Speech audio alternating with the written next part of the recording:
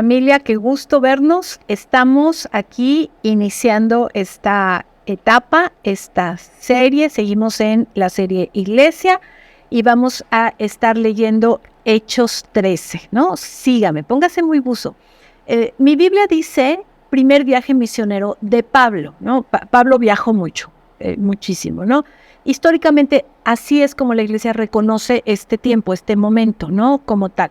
Entonces vamos a estar muy buzos. No me voy a meter y me encantaría poder enseñarle el mapa aquí y allá y cómo lo fue recorriendo, pero eso nosotros lo damos en escuela de crecimiento, ¿no? Y aquí no me daría el tiempo, la oportunidad para poderlo hacer. Pero si usted quiere y usted puede y usted es de esas personas que dice soy muy metido y me gusta indagar, bueno, la realidad es que al final de la mayoría de las Biblias hay estos mapas con los viajes de Pablo. Nos explica cómo era la región en ese entonces. La mayoría de las Biblias lo tiene, si no usted googlee y busque primer viaje misionero de Pablo y le va a aparecer exactamente las ciudades que recorre, ¿ok? Bueno, entonces vamos ahí, vamos a entrar. Versículo 4 dice, entonces Bernabé y Saulo. Ahora, quiero que ponga usted cuidado en esto. Aquí dice Bernabé y Saulo. Usted y yo vamos a empezar a leer Bernabé y Saulo. Aún así, cuando fueron enviados Bernabé y Saulo. Bernabé pues era el más antiguo, era el que tenía la experiencia. Sobre Bernabé estaba puesta, digamos, la autoridad en ese viaje, ¿no? Entonces, sígame, ponga atención, porque va a haber un momento en que se va a switchar y ya no va a ser Bernabé y Saulo, van a ser Saulo y Bernabé. Dice, entonces Bernabé y Saulo fueron enviados por el Espíritu Santo. Descendieron hasta el puerto de Seleucia y después navegaron hacia la isla de Chipre. Justamente Bernabé era de esa región, era de la isla de Chipre. Entonces, al final del día era tierra conocida para él, ¿no? Allí, en la ciudad de Salamina, fueron a las sinagogas judíos y predicaron la palabra de Dios. Juan Marcos fue con ellos como su asistente. Este es el estilo que Pablo mantiene. Pablo llegaba a un lugar y buscaba una sinagoga, iba primero a la sinagoga a enseñar. Al final del día él tenía fama de ser un maestro de la ley, era quien era, criado a los pies de Gamaliel. Llegaba a las sinagogas en día de reposo y muchas le daban la oportunidad de enseñar. Usted va a ver esto frecuentemente cada que Pablo llega. Y Pablo enseñaba en la sinagoga, ¿sí? Y después de eso iba y predicaba hacia los gentiles, ¿no? Pero este es como el modelo que Pablo hacía. Y le iba mal, ¿eh? Bueno, luego lo vamos a ver, ¿no? Llegaba a la sinagoga, se enojaban los de la sinagoga, lo apedreaban, etcétera, ¿no? Versículo 6.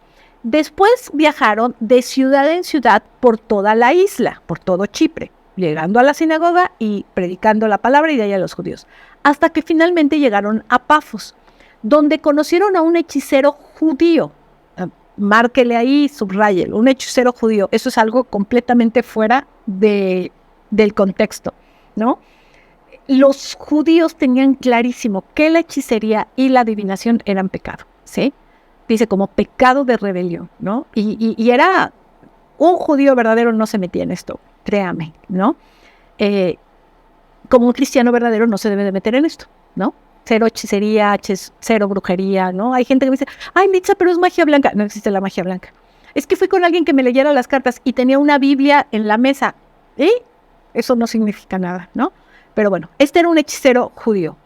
Un falso profeta llamado Bar Jesús, como tal, ¿no? Este hombre hablaba falsamente en el nombre de Jesús. Era un profeta falso. Desde entonces existían los profetas falsos. Así que esto usted buzo, porque hay mucho falso profeta. El tal se había apegado al gobernador, Sergio Paulo. Se acostumbraba mucho en ese tiempo que la gente que gobernaba, que tenía una posición de autoridad, una posición política, pues, no era sencillo. Entonces se allegaban de magos, se allegaban de hechiceros, algunos se allegaban de brujas, de brujos. Eso lo vemos mucho en las películas, y es cierto. Y este Bar Jesús estaba llegado al gobernador de Pafos, que se llamaba Sergio Paulo, quien era un hombre inteligente, pues inteligente, pero también tenía ahí un hechicero que era un falso profeta y le leía las estrellas o qué sé yo. El gobernador invitó a Bernabé y a Saulo para que fueran a verlo porque quería oír la palabra de Dios. Pero Elimas, este hechicero, ¿no? Eso es lo que significa su nombre en griego. Recuerde que en la Biblia nos encontramos muchas veces el nombre hebreo y el nombre en griego. se entrometió y trataba de persuadir al gobernador para que no prestara atención a lo que Bernabé y Saulo decían. Trataba de impedir que el gobernador creyera. Pues claro que no le convenía.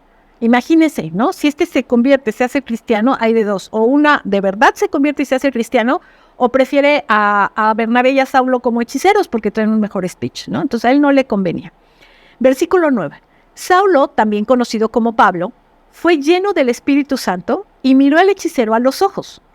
Luego dijo: tú, hijo del diablo, lleno de toda clase de engaño y fraude y enemigo de todo lo bueno, nunca dejarás de distorsionar los caminos verdaderos del Señor. Sí, pero dice que fue lleno del Espíritu Santo.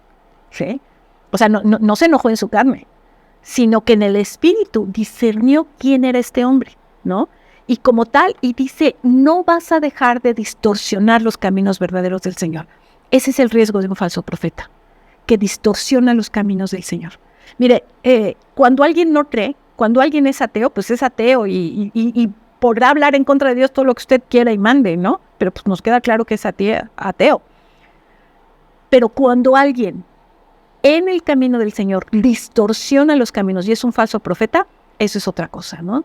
Y me encantaría decirle, ay, no, Bar Jesús fue el único. No, usted y yo vamos a empezar a leer todo esto y tiro por viaje, ¿eh? Tiro por viaje. Aparecen falsos profetas en ese entonces y hasta el día de hoy. Versículo 11. Ahora mira, el Señor ha puesto su mano de castigo sobre ti y quedarás ciego. No verás la luz del sol por un tiempo. Al instante, neblina y oscuridad cubrieron los ojos del hombre y comenzó a andar a tientas, mientras suplicaba que alguien lo tomara de la mano y lo guiara.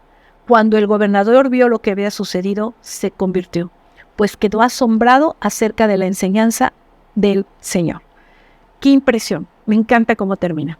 No quedó asombrado de que Pablo se enojó y le dijo, y vas a quedar ciego, y vas. Quedó asombrado de la palabra, del mensaje de la palabra.